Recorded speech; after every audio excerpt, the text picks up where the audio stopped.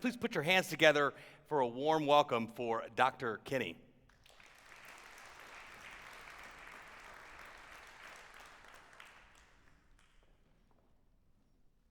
Good afternoon, everyone. Let me thank Mary for this opportunity. I think it's rare to have a physician come and talk about technology conference here. However, my topic today is about innovations in healthcare and education. Most of you have seen and heard on TV a lot of information about evolving technology in the care process. But I'm here to let you know that there's been substantial transformation even in the patient experience as well as the training education components. So today I'm here to talk about what we have done in education. And I'm going to use the clinical education component as examples. So forgive me if I talk about medical students or nursing students, but what I tell you should apply to literally any student there is. So to start with, I am here to, let's define education. Education has very significant components, and each of them here needs to be transformed in order to provide the optimal outcome, which is the students gaining the material and using it for the greater good. So the first component is what's content, and we call it static versus dynamic content. Static just means you are in a lecture, you hear the material, you absorb it, and 7 days later, you've forgotten about 80% of it. So in the medical student realm, that doesn't work too good in the event you're that patient in the bed, and that 80% is relevant to your health. So what does one do? We're moving to something called dynamic content. That means the capability to have real-time data that's important to that outcome at the point of care. Can you teach students, and can you bring them the information that they need exactly at the point that the information is relevant? This area is just evolving, and the first real advantage is the capability to bring instructors anywhere, anytime. So we're bringing you an autonomous robot today. This guy can actually see patients, and do not believe that this is just a GPS-guided vehicle with a device. I can actually hook up clinical instrumentation, so I can examine you virtually from anywhere in the world and get all of the signals back. And if I have students around me, we change the way we interact with that patient. Take this to the classroom, and I'll tell you that many medical schools have the first 2 years of basic education now online, and they're able to evolve and present material that is actually being superior to the original classroom experience. Second, which is the most important, is communication. From a student point of view, the fact that you taught them something doesn't mean that they're capable of telling you what that is. So can they write appropriately so that people of all ethnic backgrounds are capable of understanding what they said? And education that teaches students to write. I'm not talking about the writing, which is very bad with medical students, but I'm talking about the capability to write such you understand. That's lacking, and we're evolving technology, which I will show you in a few seconds. But far more important than that, and in every field today, is the capability to teach the speaking and comprehension. Can a patient understand what you said? Can you clearly elucidate the ideas that they need to follow up on? Is there any technology today that we're talking about over the whole morning that applies to that? And I have a couple of slides for you to show you. Let's move on very quickly. Even if we do that very successfully, when it comes to clinical education, the tasks or interventions are just as important. Just because I taught you how to put an IV line in didactically doesn't mean you'll actually put it in successfully without causing pain or other types of adverse events. So what makes you think that we can bring that skill set on a consistent basis and make sure that person is capable of executing the task? I'm using a clinical example, but you can extrapolate this to any clinical or educational specialty. And lastly, just because we have said we did all of the following, how do you know that they know they have absorbed all of that material? Testing is a one way. It depends on your assessment of the student. But I'm asking you, is there technology to enable the student evaluate themselves? Because at the end of the day, that's the most important thing. Do they understand how much they know and what they can deploy in the field? So each of these is subject to evolution of technology. So let's run those very quickly. This is what's called micro-content. This is the first portal we've used, and this is what we now deploy for medical students and residents. For example, you have a patient with asthma. At the time they're talking about wheezing, they get the latest literature on wheezing. They get the latest drug information, and they're able to deploy that for purposes of education of the patient. Microcontent is taking the most essential data and presenting it in packets that are easily absorbed and understood. And this is an evolving science. We deploy this across our peripheral devices, but we're also applying a lot of simulation in this arena. So dynamic content is evolving very, very rapidly. Remote education is now a reality. This is one example. I have two others up there, and we can teach any science, any task, any intervention remotely.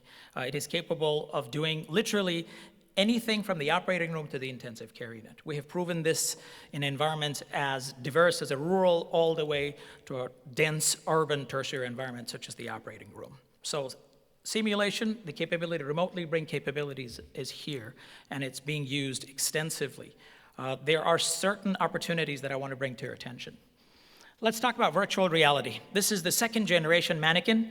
It is designed to show different diseases. Those are actual students in an emergency department practicing various trauma scenarios. We can tweak the scenarios, the physiologic signs, and then we can watch the outcomes based on what the students are doing. However, this requires that they cluster around a mannequin, however sophisticated that is. Evolving this into a total immersive reality environment is our next project. And Mary Spio and I are working on how to transform this and bring that experience to them anywhere, anytime, so that they can repetitively learn this skill. Otherwise, we've done well, but this is still second generation technology. Interventional skills. It used to be chicken wings that we used to teach our students with. Sticking stuff in chicken bones and chicken wings. We used to do all kinds of stuff, foam. It has evolved a little better. Those are actual devices now that give the transducer feedback and let the student know, and there are various scenarios that are built. So this is a true virtual reality environment for interventions, and this is how we teach critical skills such as CPR skills, paramedic skills, and the like. It is very hard for me to tell you that maybe it's only once in a career where you can actually find somebody's trachea broken in a trauma accident and somebody has to do something about it and you have all of 8 minutes. So how do you teach that to 220 students? The same thing applies in aviation or nuclear power, the same issues and challenges, but the evolutionary tools that we need for this are still at second generation. So those of you who are interested, this is a giant opportunity. We do not have the right technology presently. There is a baby there. What I want you to focus on is not the baby, but the device behind it. It is sending signals and giving us real-time feedback on physiology. So this child has stopped breathing and has had 2 rounds of resuscitation, is still dying. What does a student need to do next? We have watched this, it has really upgraded our skills, but what is missing here, and the reason for immersive reality, is the reaction of the parents and the grandparents around. That's huge feedback when you're watching these events. We're not able to simulate that. So that is the project, is can we bring the social economic environment into the clinical situation, which is where all of you would be if, God forbid, one of your children had these kinds of problems. So we're teaching technically, but the emotional component is missing, and we do not have the simulation necessary for that. This is an evolution very quickly to show you. This is 1897, and the last slide is today. We taught surgery using cadavers. It moved to people on beds. It moved to diagrams and 2-dimensional models. That is actually a 3D printer model of a real patient that we have, and that is a hole in the heart. Now the surgeons can actually take the real patient, take that hole in the heart, practice on it before actually going into the operating room. This we have done over the last 30 days. So we have matured 3D printing in the clinical environment, and that is actually a very dense lesion inside a heart. You can actually see the valves there. This is the most exciting component in simulation. Now the question is, can we make this an immersive reality experience? We've got the technology, we've got the imaging, we've actually got the lesions. That's the actual heart of the baby we operated upon 2 weeks ago. If you saw the Miami Herald, this was printed upon. That has 3 major defects. The child was born. We were able to deploy this into the surgeon's environment. They operated on this heart 3 times before they actually went in and fixed the child's heart. So there is a significant evolution in technology and the capability to use these types of environments in training students. Let me talk about our challenge. Verbal communication skills is the biggest issue in education.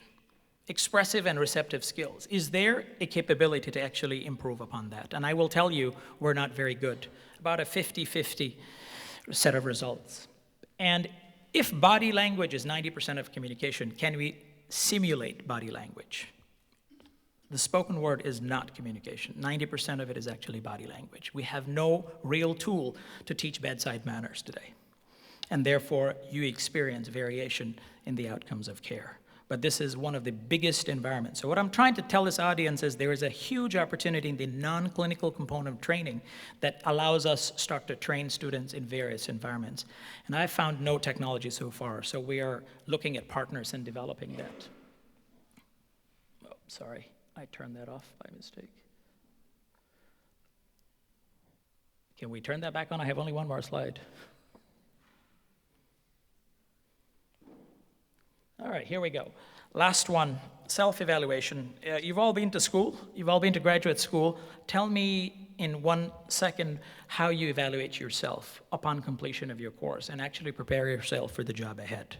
This may look okay, but when we send our surgeon or our trauma ER doc for the first time into their environments, they better know how much they know, otherwise you are at risk. So this is another environment, and there is really no significant output in terms of technology available for self-evaluation in student training.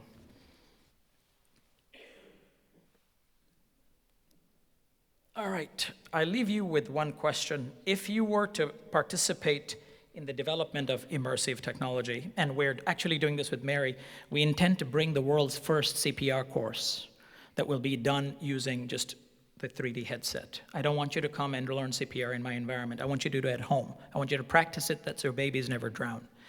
That kind of opportunity is really scalable. And once we get some of these core skills that impact the population, I think education will be completely transformed over the next 5 to 7 years. That's a quick summary in about 18 minutes of what we're doing at Miami Children's in the healthcare education. Just wanted to make sure that I'm inviting you. If you have good ideas, we have a lot of opportunity. Thank you very much. Questions?